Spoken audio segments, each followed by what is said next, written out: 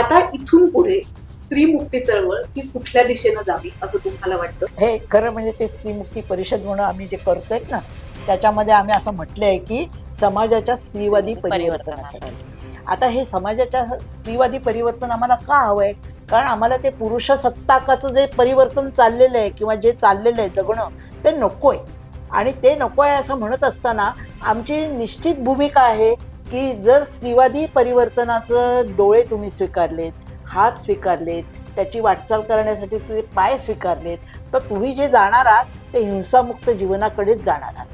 हिंसामुक्तकडे जीवनाकडे जाणं याचा अर्थ असा आहे की जगातली सर्व माणसे समान आहेत आणि त्यांना सर्वसमावेशकतेने सर्वांना बरोबर घेऊन जात पात धर्म असे सगळे भेदाभेद पाडलेले आहेत आणि त्याच्यावरती जो काही आता हिंसक हे चालू आहे तो हिंसक वळण आणि ते हिंसक समाजाची जडणघडण ही पार मोडून तोडून नवीन समाज निर्माण करायचा आहे. नवनिर्मिती हा स्त्रीचा धर्म आहे. मूल जन्माला येतं ते त्याला प्रोडक्शन म्हणतात ना, रिप्रोडक्शन.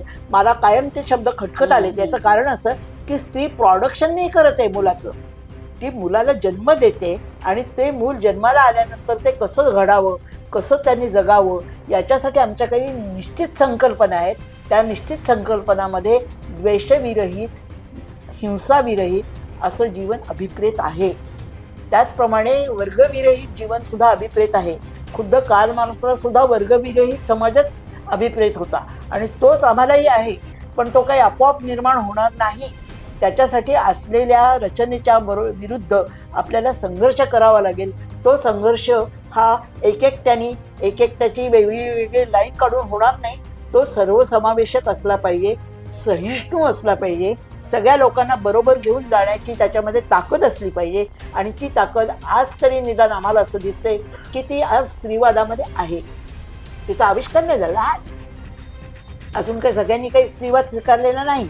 पण स्त्रीवाद स्वीकारल्यानंतर आम्ही जे काही निरनिराळ्या ओळखी समाजामध्ये तयार होत आहेत, ज्या आपापलं गाऱ्हाणं घेऊन, आपापलं मागणं घेऊन, आपापली ताकद घेऊन आणि आपापला विचार घेऊन त्यांना जगायचं स्वातंत्र्य हवं आहे, समता हवी आहे, हे सगळं त्यांना द्यायचं जर असेल तर पुरुषसत्ताकातनं ते निर्माण होणार नाही.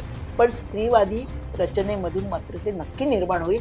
या विश्वासाने आम्ही चालतोय आणि त्या दिशेनेच आम्हाला जायचं आहे. मार्ग पाहिजे, स्ट्रॅटेजी पाहिजे, आकार पाहिजे.